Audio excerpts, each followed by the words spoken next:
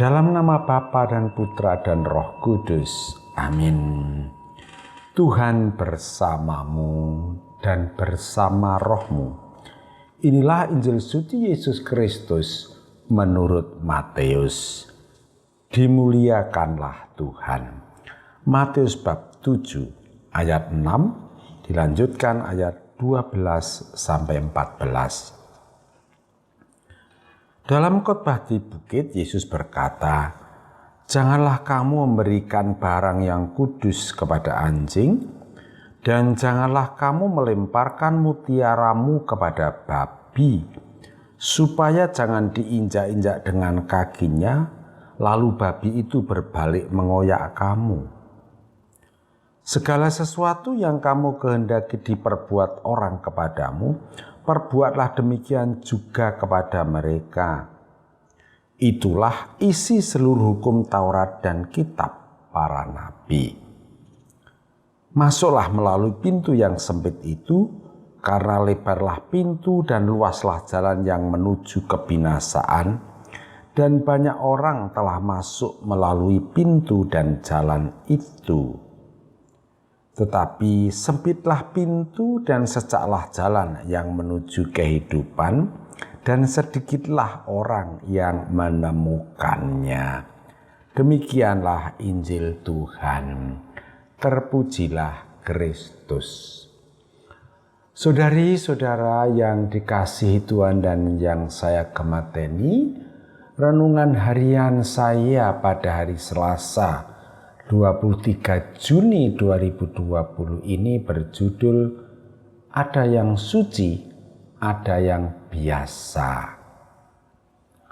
Saudari-saudara, melalui pengeras suara kita bisa mendengarkan doa dari saudara-saudara yang beragama Islam yang berdoa 5 kali sehari, yaitu subuh, zuhur, asar, maghrib, dan isya.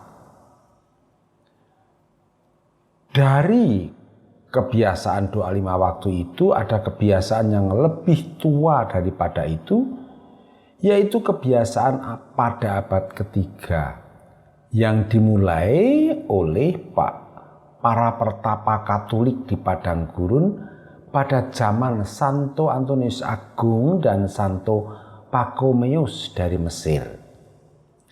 Bahkan di sana ada 7 waktu, yaitu 1. Matutina, ibadah dini hari atau dilakukan saat subuh.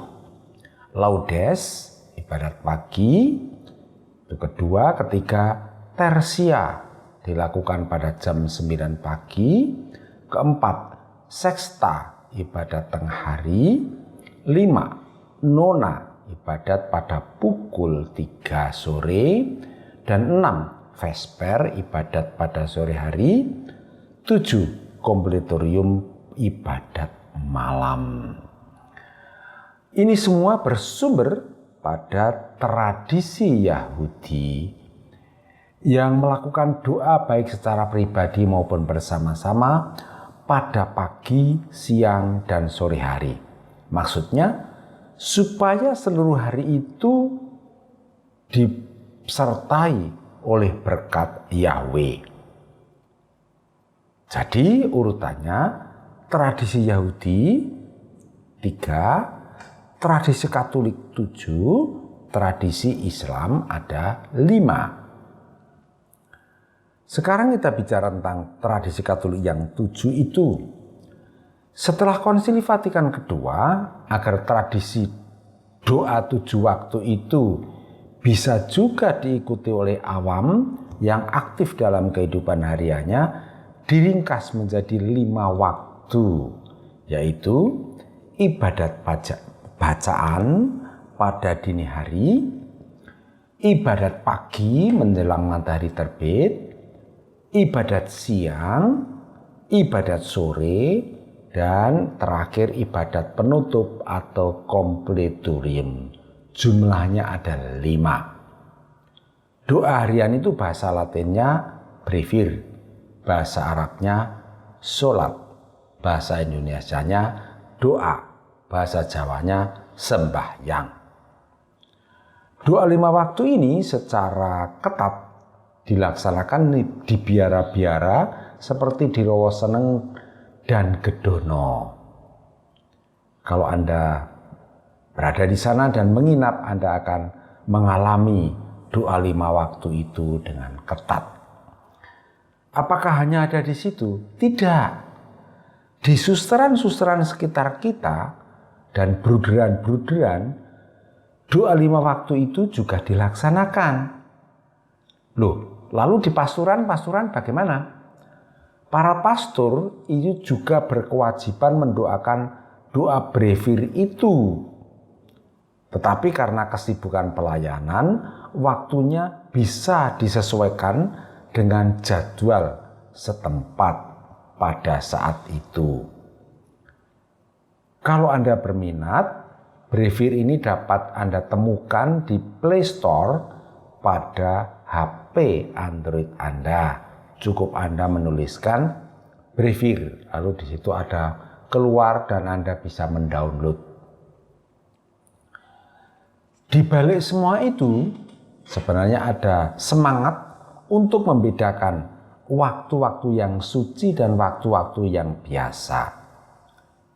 Di belakang itu ada pemikiran bahwa memang ada juga barang-barang suci dan barang-barang biasa. Semoga informasi ini menggerakkan hati Anda untuk berani menyisihkan waktu-waktu yang dikhususkan bagi Tuhan. Artinya, mereka yang Katolik napas, Natal dan Paskah menjadi Katolik tiap minggu. Yang tiap minggu menjadi tiap hari. Yang tiap hari menjadi 5 waktu.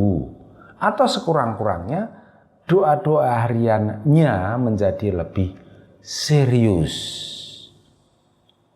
Begitu. Saudari-saudara, Matius bab 7 ayat 6 yang menjadi sumber pembicaraan saya pada pagi hari ini adalah berbunyi demikian. Janganlah kamu memberikan barang yang kudus kepada anjing, dan janganlah kamu melemparkan mutiaramu kepada babi, supaya jangan diinjak-injak dengan kakinya, lalu babi itu berbalik mengoyak kamu. Ini menjadi latar belakang dari semangat doa tadi. Tetapi ada tidak hanya waktu, tetapi juga barang-barang. Ada barang-barang yang memang khusus untuk Tuhan, dan ada juga barang-barang yang biasa. Pada suatu ketika, sejumlah uang besar milik Yayasan Gereja Katolik dijarah oleh sekelompok orang dalam perbankan. Dalam persidangan perkara perdata, pihak gereja diwakili oleh uskupnya sendiri. Pada waktu itu, pengadilan perdata menyatakan bahwa gereja diputus kalah. Sebelum mengetuk palu, hakim bertanya, bagaimana pihak gereja? Apakah gereja mau naik banding? Jawab uskupnya, tidak Pak Hakim. Uang itu milik orang miskin. Ambil saja semua, berikut deritanya. Jawaban ini menggentar. Saudara-saudara, gereja kita bernama Yayasan Gereja Papa Miskin, PGPM.